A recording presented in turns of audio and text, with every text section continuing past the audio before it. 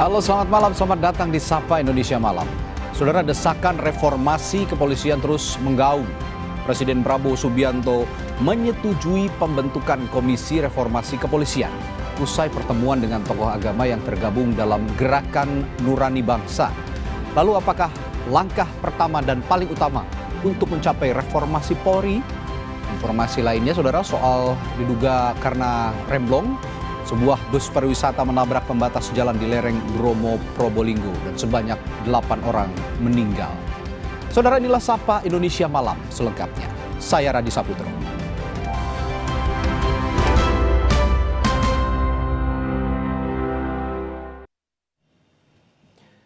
Diduga remblong, bus wisata alami kecelakaan di lereng Bromo, Probolinggo, Jawa Timur. 8 orang tewas dan belasan terluka. Kejadian-kejadian di Saboto, bus ngeblong, banyak korban meninggal. Bus yang mengangkut rombongan wisatawan menabrak pembatas jalan di Jalan Raya Desa Boto, Kecamatan Lumbang, sekitar pukul 11.45 waktu Indonesia Barat. Sejumlah penumpang diketahui merupakan karyawan rumah sakit yang pergi berlibur ke Gunung Bromo. Belasan penumpang yang terluka dievakuasi ke sejumlah rumah sakit.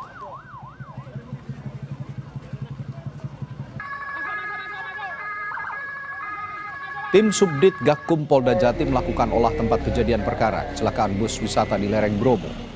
Olah TKP menggunakan teknologi Traffic Accident Analysis. Hasil penyelidikan sementara dari beberapa saksi dan keterangan sopir bus kecelakaan akibat rem bermasalah.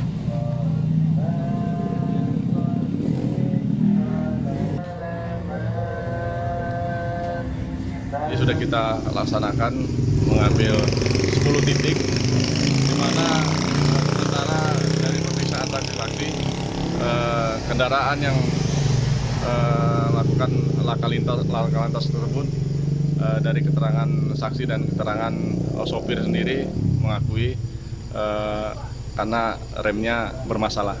Kemudian untuk korban sementara terupdate 8 orang MD dan 44 luka-luka. Itu luka ringan dan luka berat, semuanya masih luka-luka semua. Keluarga korban kecelakaan bus wisata di lereng Bromo mendatangi instalasi gawat darurat Rumah Sakit Bina Sehat Jember, Jawa Timur, menunggu kedatangan dan informasi korban.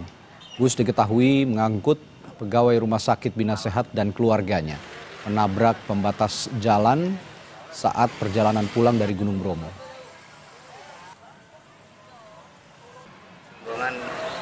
Jalannya ya kita tidak tahu, nggak pamit sama saya, cuman informasinya tadi pagi cuma video call sama saya. Ternyata sampai jam 1:30 saya baru dengar ada kecelakaan bus rombongan dari Bina Sehat, ada kecelakaan di Probolinggo, itu informasinya. Sampai sekarang saya nunggu jenazahnya belum datang. Perkembangan terkini kecelakaan bus yang menewaskan 8 orang. Informasinya akan disampaikan jurnalis Kompas TV Abdul Rahman. Rahman, kondisi terkini dari sana, update korban terkini seperti apa? Jumlah korban tewas dan penanganan luka di sana bagaimana?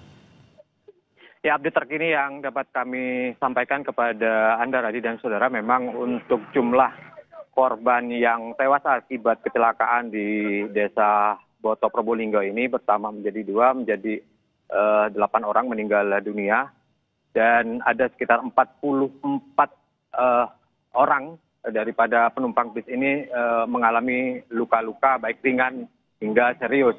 Dan saat ini semua korban sudah dirawat di Rumah Sakit Abdul Rahman Saleh, dan perkembangan terbaru yang dapat kami sampaikan bahwa seluruh korban yang saat ini sudah berada di Rumah Sakit Abdul Rahman Saleh di Kota Probolinggo saat ini bersiap-siap untuk kemudian dirujuk ke Rumah Sakit Bina Sehat di Jember, karena ini adalah para korban ini adalah para nakes, jadi mereka meminta untuk dilakukan perawatan di Jember, Jawa Timur. Saat ini masih persiapan karena nanti semua korban, baik korban meninggal maupun yang korban luka-luka saat ini sedang bersiap-siap dibawa secara beriringan menuju ke Kabupaten Probolinggo, Kabupaten Jember maksud saya, untuk dilakukan perawatan secara intensif di Rumah Sakit Bina Sehat, maupun sedangkan untuk yang meninggal dunia nanti akan dimakamkan di rumah duka pemakaman umum rumah mereka masing-masing. Begitu, Radhi. Ya, Rohman, tadi polisi menyatakan bahwa ada hasil penyidikan sementara ada dugaan rem yang bermasalah dari bus ini. Nah, apakah ini yang dimaksud dengan rem bermasalah ini adalah rem blong dan apakah bus ini tidak melakukan kelaikan jalan pada saat sebelum melakukan perjalanan? Ya, memang untuk informasi yang kami dapatkan dari pihak kepolisian, terutama dari Subdit Gakum Ditlantas Polda Jawa Timur, sampai petang tadi memang sudah melakukan olah tempat kejadian perkara dengan menggunakan teknologi traffic accident analysis untuk mengetahui kronologis sebenarnya penyebab daripada kecelakaan yang terjadi di desa Boto Probolinggo ini. Sementara memang dari beberapa keterangan yang kami dapatkan adalah disebabkan karena rem blong. Namun untuk memastikan itu nanti dari pihak Polda Jawa Timur maupun dari Satlantas Polres Probolinggo masih akan melakukan uji lab laboratorium untuk mengetahui penyebab pasti dan juga nanti akan bekerja sama dengan Dinas Perhubungan Jawa Timur untuk melakukan pengecekan kembali bus yang mengalami kecelakaan ini. Hingga saat ini memang untuk bus yang mengalami kecelakaan ini masih berada di TKP seperti yang ada di belakang saya. Untuk bus masih persiapan untuk dilakukan evakuasi akan ditarik menggunakan satu mobil derek ke Satlantas Polres Probolinggo. Begitu, Radhi. Ya, masih dilakukan penyelidikan, terutama nanti akan ada penyelidikan lanjutan di laboratorium ya, untuk mengetahui apakah betul penyebab dari kecelakaan ini adalah rem blong yang dialami oleh bus pariwisata ini. Terima kasih, Abdurrahman melaporkan langsung dari Probolinggo, Jawa Timur. Saudara, berita selanjutnya, pasca ledakan Kamis lalu, warga Kelurahan Pondok Cabe Ilir, Pamulang, Tangerang Selatan, membersihkan puing-puing rumah mereka. Hingga kini polisi masih menyelidiki penyebab ledakan. Puluhan rumah terdampak ledakan yang terjadi pada Kamis pagi. 5 diantaranya rusak berat. Dinas Perumahan Kawasan Permukiman dan Pertanahan Parkimta, Tangerang Selatan, datang mendata rumah terdampak untuk rencana renovasi dan pembangunan kembali rumah warga. Sekitar 20 kepala keluarga terdampak ledakan mengungsi ke Aula Musola Darun Naim. Warga berharap pemerintah segera memperbaiki rumah mereka.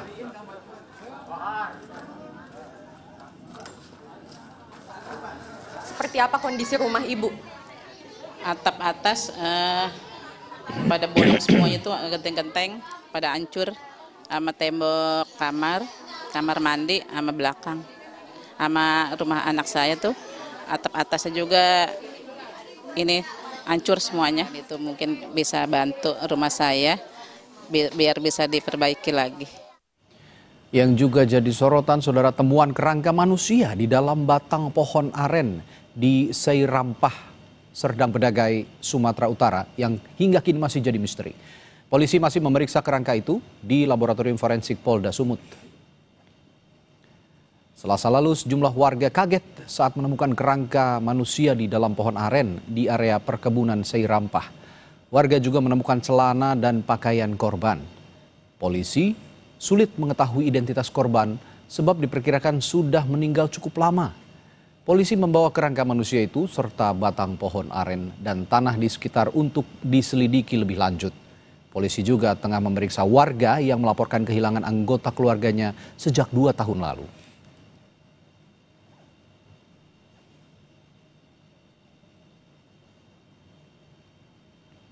Untuk kerangkanya sudah kita bawa ke Lafor, ya, forensik di Polda Sumut untuk dilakukan uji forensik, dan saat ini kita akan melengkapi sampel dari warga yang diduga adalah keluarganya yang kemudian akan dicocokkan dengan kerangka yang ditemukan di tempat ini.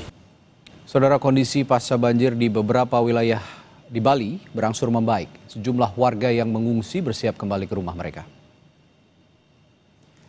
Sejumlah warga yang mengungsi di posko Kesambi, Kesiman, Kertalangu, Denpasar, Bali mulai berkemas untuk meninggalkan tempat pengungsian. Mereka ingin segera kembali ke tempat tinggal mereka. Sebagian pengungsi bahkan menyatakan telah memesan tempat indekos sebagai tempat tinggal sementara sambil menunggu rumah mereka siap ditempati lagi. Masih di pengungsian atau akan pindah? Akan pindah habis Kemana rencananya? Di Sekarsari. Apa itu ngekos? Ngekos. Kenapa memilih pindah ke tempat kos? Soalnya saya punya anak kecil, kalau di sini terus kan susah. Nggak nyaman ya? Nggak nyaman. Tapi udah dapet kos-kosannya? Udah dapet. Terus rencananya kapan mau pindah? Habis ini. Sebelumnya Gubernur Bali, Wayan Koster menyatakan jumlah korban meninggal akibat banjir yang melanda sejumlah wilayah di Bali sebanyak 17 orang. 5 orang dinyatakan hilang. Korban meninggal, 11 diantaranya ditemukan di Denpasar, 1 di Baung, 2 di Jembrana maksud kami, dan 3 lainnya di Gianyar. Situasi terakhir ini yang meninggal 17 orang, 11 di Denpasar, 1 di Badung, 2 di Jembrana, 3 di Gianyar. Yang 5 belum diketemukan, 2 di Denpasar, 3 di Badung, sedang dicari terus timnya untuk bekerja sampai ketemu. Saudara, jalan penghubung 2 desa di Kecamatan Selat Kabupaten Karangasem Bali putus usai hujan deras yang mengguyur pada Minggu dini hari. Akses jalan yang menghubungkan Desa Muncan dan Desa Pringsari putus akibat longsor. Meski bisa dilalui sepeda motor, tetapi warga perlu berhati-hati karena badan jalan sudah berlobang sehingga rawan tergerus. Sementara mobil tidak bisa dilewati dan harus mencari jalan alternatif yang jaraknya lebih jauh dan lama. Warga berharap pemerintah segera memperbaiki jalan agar tidak mengganggu aktivitas perekonomian. Dulunya belum ada lubang, sekarang udah berlubang besar.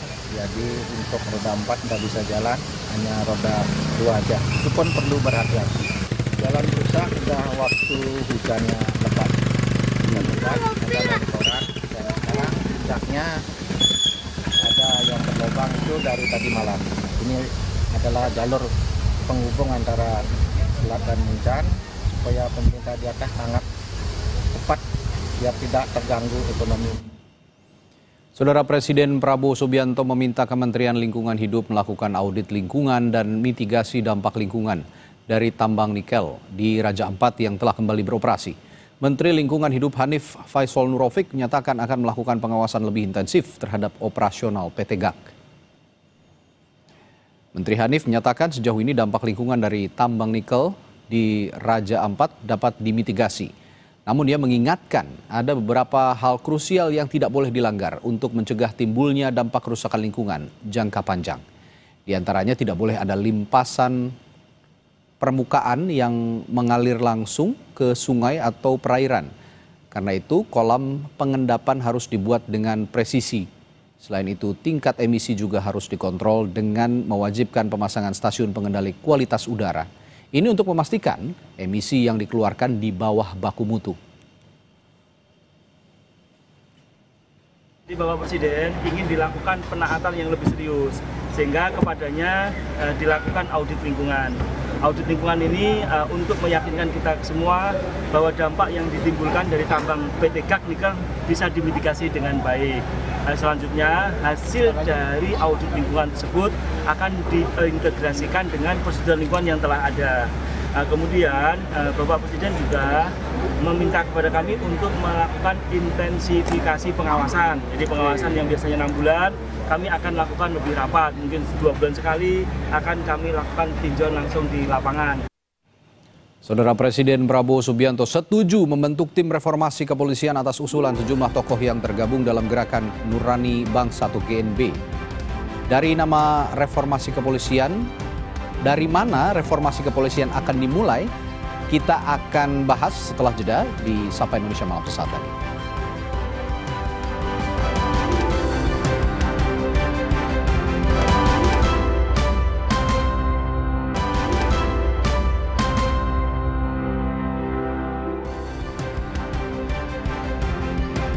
Saudara, desakan reformasi Polri semakin kencang disuarakan usai penanganan unjuk rasa oleh Polri yang dinilai berlebihan pada akhir Agustus lalu.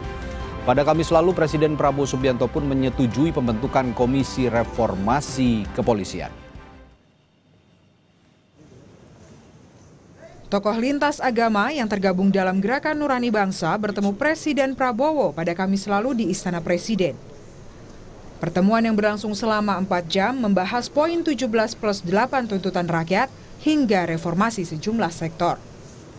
Salah satunya yang dibahas adalah reformasi institusi Polri. Tadi juga disampaikan oleh Gerakan Nurani Bangsa perlunya evaluasi dan reformasi kepolisian yang disambut juga oleh Pak Presiden akan segera membentuk tim atau komisi reformasi kepolisian. Saya kira ini juga atas tuntutan dari masyarakat yang cukup banyak. Terima kasih. Pengamat kepolisian dari Institute for Security and Strategic Studies, Bambang Rukminto, mendukung reformasi kepolisian. Dirinya menyebut dibutuhkan visi negarawan yang tulus jika ingin reformasi Polri berhasil. Tanpa ada perubahan struktur yang mendasar, problem di kepolisian terkait reformasi yang diharapkan masyarakat ini tidak akan pernah tercapai dan masalahnya akan terulang terus-menerus. Kalau tidak pucuk pimpinan dari kepolisian itu memiliki visi negarawan, bisa berkolaborasi dengan presiden yang memiliki visi negarawan, Polri ini hanya sekedar menjadi alat kepentingan kekuasaan atau kepentingan-kepentingan di luar kewenangan yang sudah diberikan negara sesuai dengan amanat reformasi 98, seperti itu. Senada dengan Bambang Rukminto, Ketua PBHI Julius Ibrani pun menyebut perbaikan sistem di kepolisian harus secara konstitusional. Ia menambahkan, jika reformasi Polri hanya dilakukan berdasarkan kasus tertentu dan tidak menyentuh akar permasalahan, maka kejadian serupa akan kembali terulang. Bahwa mandatnya itu konstitusional, maka perbaikan sistem dan struktur tidak boleh kasuistis. Saya tidak memandang bahwa kalau urgensi ada, setiap lembaga urgensi evaluasi penting setiap hari. Tetapi apabila kita mendasarkan evaluasi dan perbaikan sistem ini secara kasuistis, maka saya pastikan ini akan bernasib seperti tim pencari fakta, tim gabungan, tim independen ini itu yang sekali selesai dan tidak bisa menyentuh akar persoalan secara fundamental. Dan akibatnya perbaikan itu tidak akan menyentuh sistem dan struktur. Dan dengan demikian saya akan pastikan akan terjadi keberulangan dari kesalahan-kesalahan sebelumnya. Pada Jumat kemarin, sempat mencuat isu terkait dengan surat Presiden soal pergantian Kapolri ke DPR. Mensesnek Prasetyo Hadi membantah kabar tersebut. Dalam keterangan tertulisnya, Prasetyo Hadi menyebut berkenaan dengan surpres pergantian Kapolri ke DPR bahwa itu tidak benar. Jadi, belum ada surpres yang dikirim ke DPR mengenai pergantian Kapolri. Sebagaimana dengan yang disampaikan oleh pimpinan DPR, memang belum ada. Reformasi diharapkan menyasar pada perbaikan sistem dan struktur internal Polri. Perbaikan ini penting karena siapapun pemimpinnya, jika sistem dan strukturnya masih sama, maka kondisinya akan tetap sama saja. Tim Liputan, Kompas TV. Saudara, desakan reformasi Polri terus digaungkan. Reformasi yang diharapkan yaitu mengevaluasi seluruh sistem hingga strukturnya. Lalu langkah apa yang pertama perlu dilakukan? Kita akan bahasnya bersama Arianto Stadi, penasihat ahli Kapolri. Lalu juga ada Bambang Rukminto selaku pengamat kepolisian dari Institute for Security and Strategic Studies, dan Rudianto Lalo, anggota Komisi 3 DPR RI dari fraksi Partai Nasdem. Selamat malam Bapak-Bapak. Selamat malam. Selamat malam. Baik, saya ke Pak Rudi dulu kalau gitu. Pak Rudi, langkah awal, langkah yang urgent harus dilakukan dengan cepat dan signifikan untuk mewujudkan reformasi Polri ini kira-kira apa? Ya, terutama yang bisa didorong oleh lembaga legislatif terlebih dari Komisi 3 DPR RI. Ya, tentu yang pertama kita menghormati ya dan mendukung langkah-langkah Presiden. Saya selalu mengatakan bahwa Presidenlah yang paling paham, karena Presiden selaku kepala negara oleh konstitusi didukung, di backup oleh 2 alat negara bernama TNI Polri. TNI Polri adalah alat negara yang didudukkan dalam konstitusi pasal 30 ayat 4 sebagai penjaga keamanan ketertiban masyarakat yang tugasnya melindungi, mengayomi, melayani masyarakat. Dan terakhir adalah penegakan hukum. Nah, kalau kita bicara reformasi, ya ini tidak asing lagi karena sesungguhnya Polri anak kandung reformasi. 6 MPR 2000 itu kan pemisahan TNI dan Polri. Ya, Polri menjadi alat negara yang memang langsung didudukkan di konstitusi pasal 34. Sehingga ketika bicara reformasi, ya itu adalah koreksi perbaikan saya kira. Dan saya selalu mengatakan bukan hanya Polri, 3 trias politika, 3 cabang kekuasaan, eksekutif, legislatif, yudikatif juga perlu direformasi. Muaranya tujuannya untuk kepentingan masyarakat. Itu satu hal.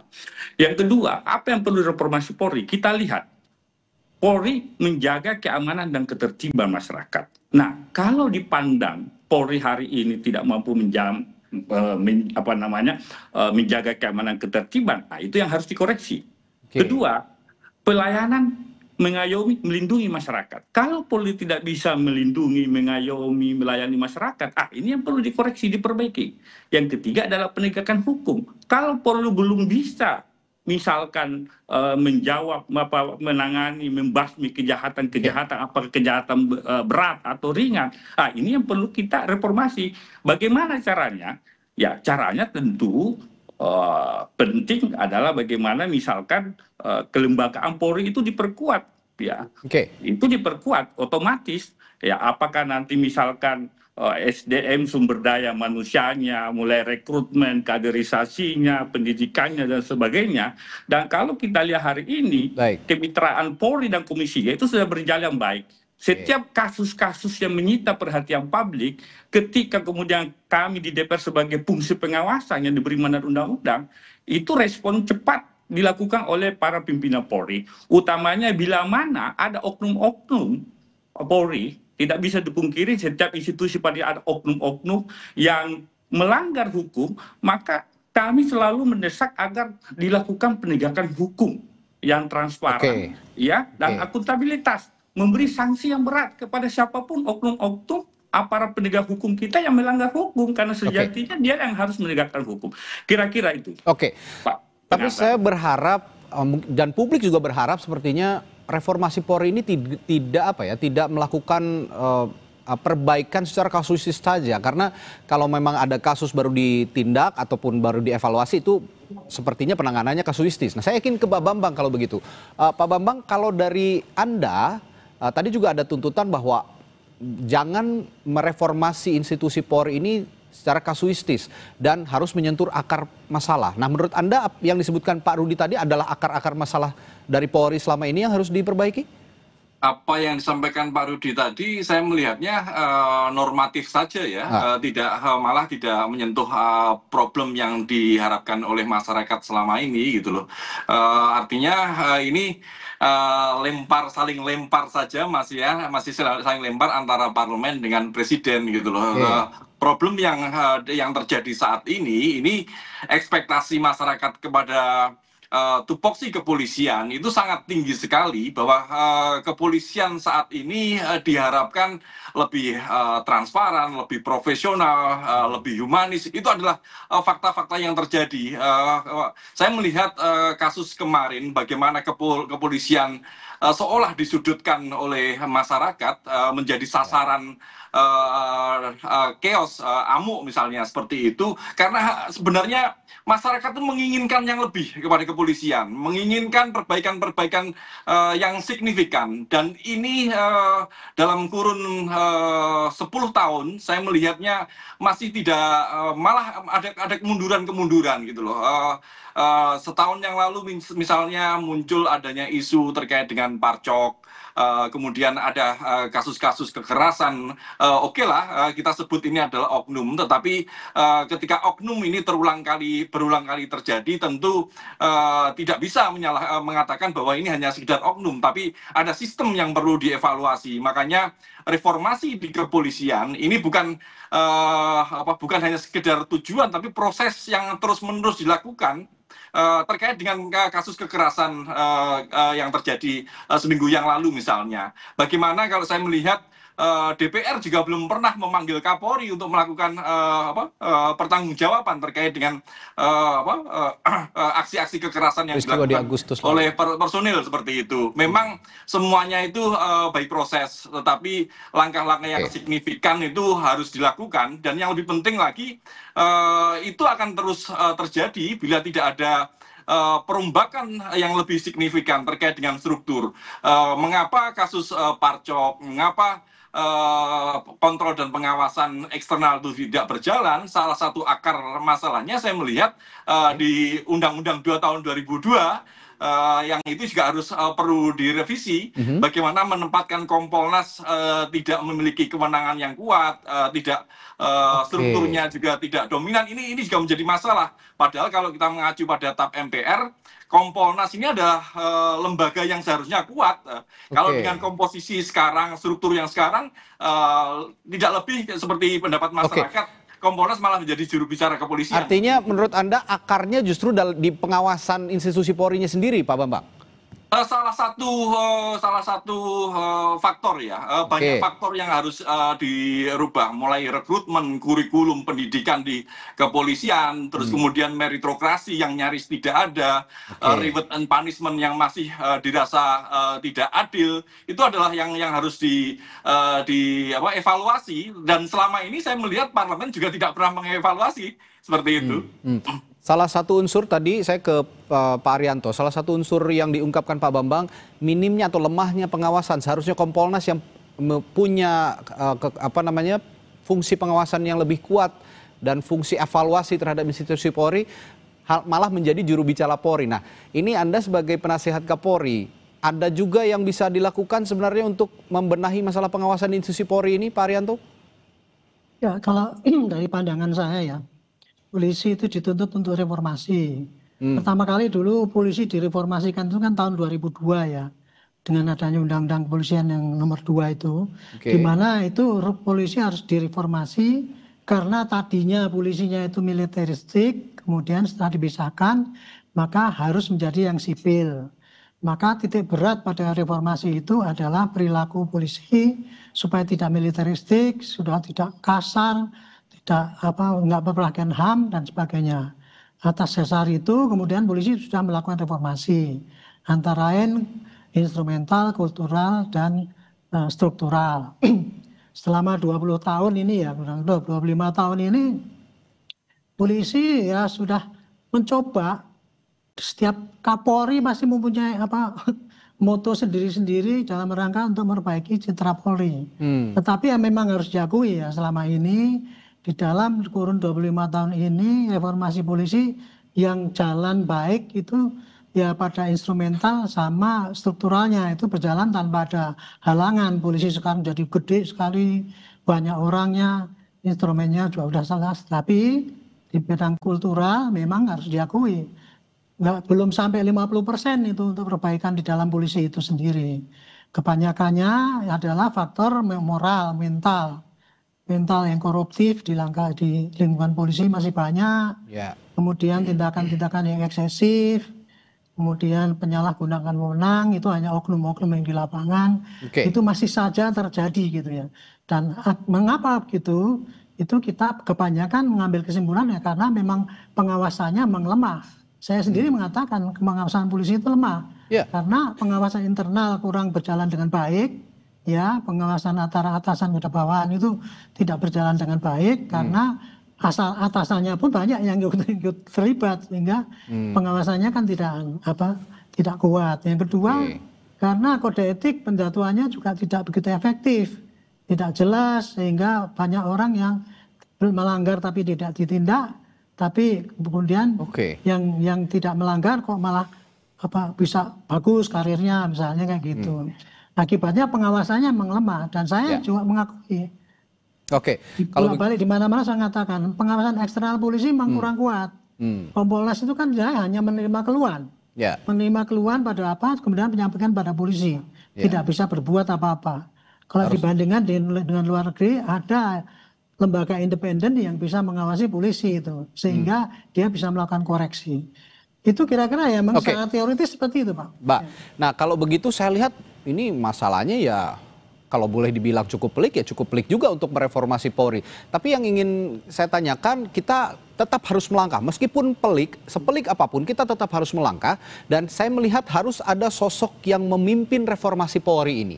Dan kapan harusnya dimulai, itu akan jadi pertanyaan saya kepada para narasumber saya. Setelah jeda di Sapa Indonesia Malam, tetaplah bersama kami.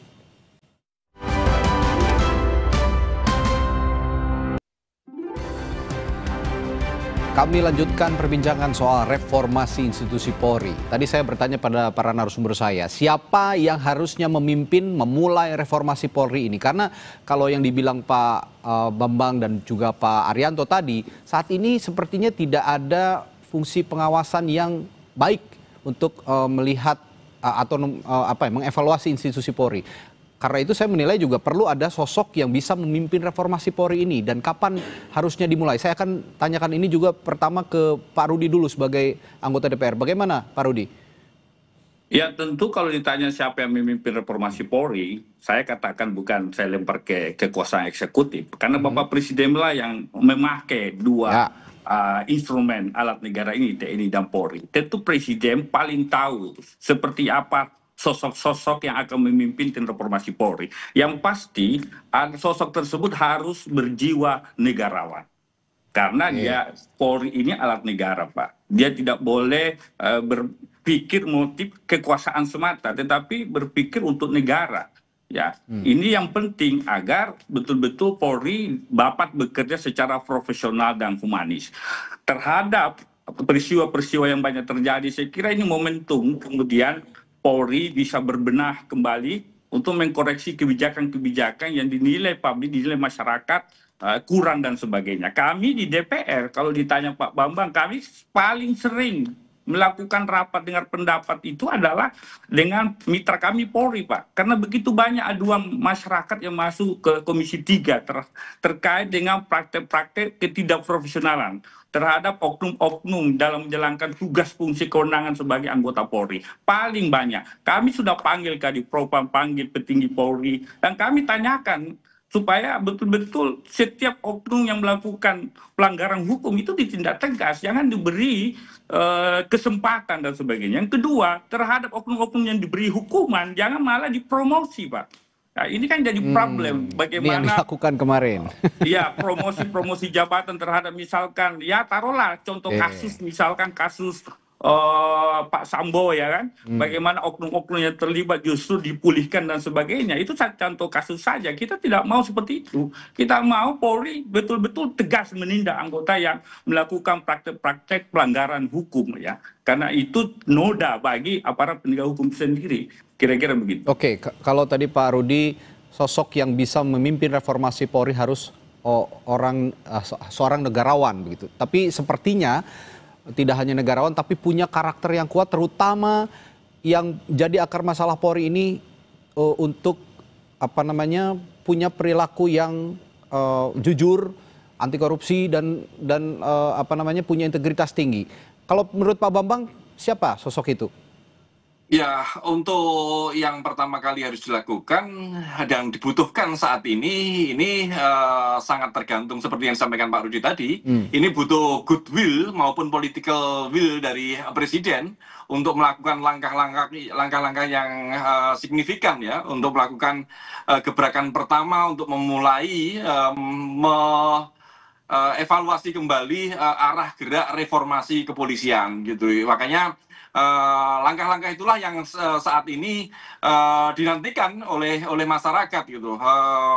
Kalau kemarin gerakan Nurani Bangsa, terus kemudian ada isu terkait dengan pergantian Kapolri misalnya, ini lagi-lagi adalah hak prerogatif Presiden karena Presiden seperti yang disampaikan Pak Rudi tadi adalah panglima tertinggi, pucuk pimpinan negara yang ingin mengarahkan ke arah mana reformasi kepolisian ini menjelang Indonesia Emas 2045.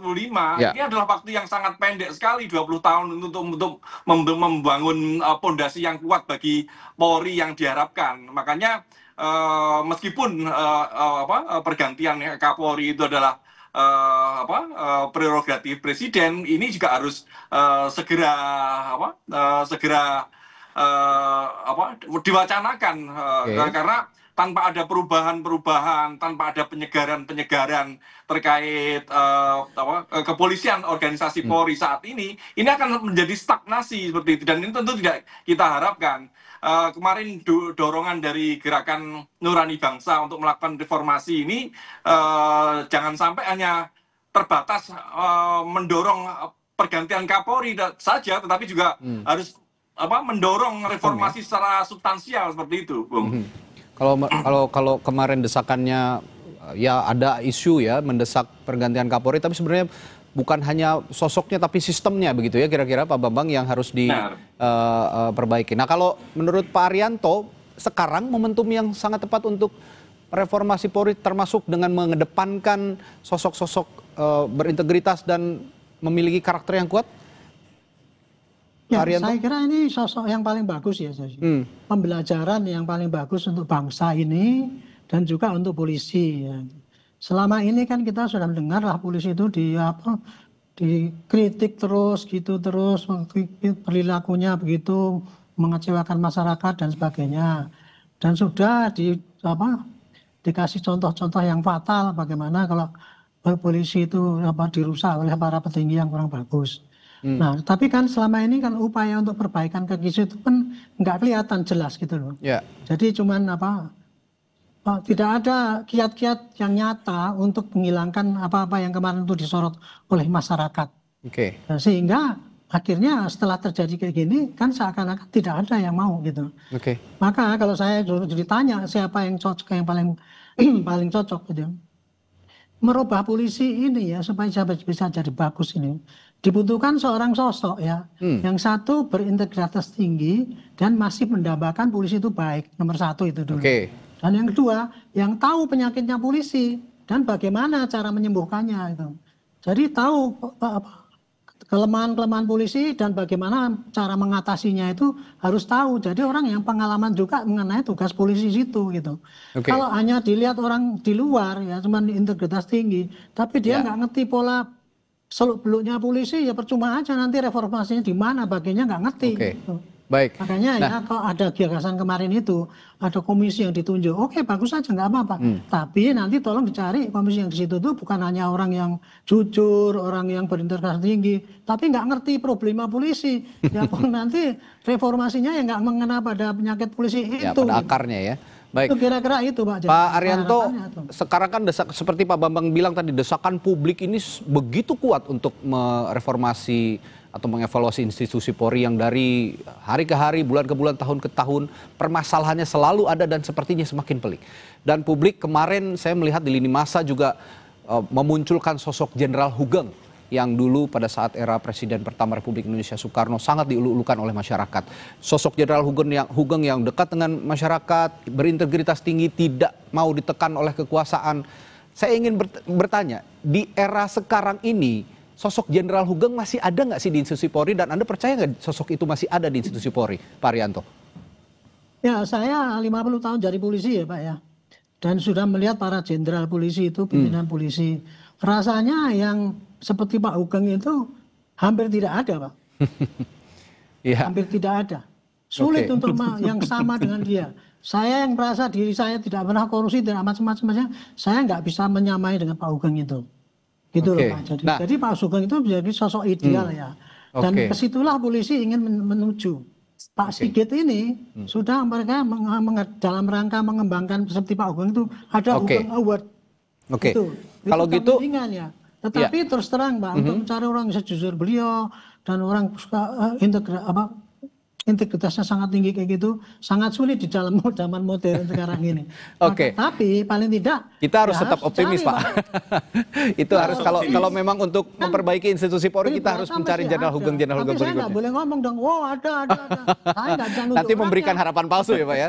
Baik. Nah kalau begitu saya ingin bertanya ke Pak Bambang, untuk memunculkan sosok yang ya setidaknya mirip lah ya, tidak ketiplak sama, tapi setidaknya menuju ke arah sosok Jenderal Hugeng. Bagaimana caranya Pak Bambang? Ya, saya lebih pada pendekatan sistem ya, Mas. Karena integritas seseorang itu tentu juga sangat mudah fluktuatif, naik turun gitu. Kalau ada kekuasaan, kesempatan itu seringkali terguncang juga. Makanya saya lebih melakukan pendekatan pada sistem, sistem kontrol dan pengawasan yang kuat, kemudian reward and punishment yang konsisten, itulah yang harus dilakukan. Kemudian juga terkait dengan kurikulum pendidikan yang lebih humanis, tidak seperti sekarang yang lebih menekankan dengan tradisi militeristik gitu. Terus yang akhirnya memunculkan arogansi, dan yang lebih penting bukan hanya kata disampaikan Pak Haryanto, bukan persoalan membangun citra ya sekarang ini, tetapi membangun reputasi, jadi membangun brand. Artinya kalau citra ini hanya citra saja, kamuflase saja, seolah-olah ketika memberikan Hugeng Award terus semuanya menjadi selesai, kan tidak seperti itu. Yang lebih penting adalah membangun konsistensi terkait dengan reward and punishment tadi. Itu akan lebih bisa diterima masyarakat daripada hanya sekedar pencitraan saja seperti itu. Upaya untuk memberikan spirit, mendorong menjadi sosok ideal seperti Hugeng itu bagus-bagus saja, tetapi tanpa diiringi dengan konsistensi penegakan etik dan disiplin, terus kemudian tidak ada meritokrasi bagi mereka yang berpikir progresif, tidak memberikan tempat mereka yang maju, hanya nepotisme saja karena kawan atau satu gerbong, itu tidak akan memberikan dampak yang signifikan bagi kepolisian yang lebih baik ke depan. Artinya perbaikan sistem yang menyeluruh dan menyentuh akar masalah yang ada di institusi Polri, itulah langkah yang awal harus dilakukan dan cepat, ya, untuk tadi tujuannya menciptakan Jenderal Hugeng baru di masa yang akan datang untuk institusi Polri. Terima kasih Pak Bambang, Pak Rudi, Pak Haryanto telah berdiskusi malam hari ini di Sapa Indonesia Malam. Kita jumpa lain waktu. Selamat malam. Terima kasih Pak Bambang, Pak. Saudara, setelah jeda, jumlah pengungsi Gaza semakin bertambah hingga ratusan ribu orang akibat gempuran Israel. Sesaat lagi informasinya di Sapa Indonesia Malam.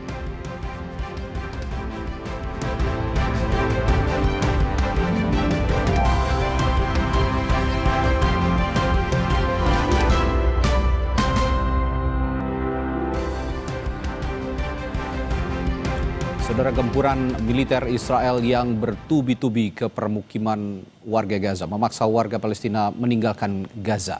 PBB memperkirakan jumlah pengungsi melonjak hingga 100.000 orang dari pertengahan Agustus hingga September. Warga Gaza memadati wilayah Wadi Gaza di jalur Gaza Tengah untuk pindah ke selatan yang disebut Israel zona kemanusiaan. Namun banyak keluarga masih bertahan di Gaza karena tidak punya biaya transportasi. Sementara warga lainnya terlalu lelah berpindah-pindah dan tidak lagi percaya ada zona aman. PBB menyatakan wilayah selatan sudah terlalu padat dan dapat memperburuk krisis kemanusiaan di Gaza. Di tengah gelombang pengungsi ini, Israel pun terus menggempur kota Gaza.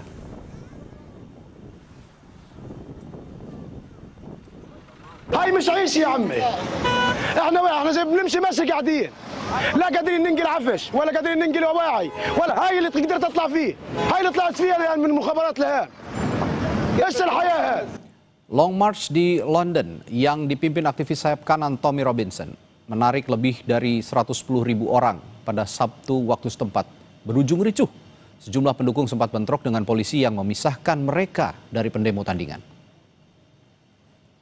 Demo tandingan dengan tema March Against Fascism yang diselenggarakan oleh Stand Up to Racism diikuti oleh 5.000 peserta. Sedikitnya ada sebanyak 26 polisi terluka dan diantaranya mengalami luka berat. Sementara itu polisi juga telah menangkap 25 orang dengan tudingan kerusuhan, penyerangan dan perusakan. Long March Unite the Kingdom ini disebut mendukung kebebasan berbicara, namun banyak orator menyoroti isu imigrasi di Eropa.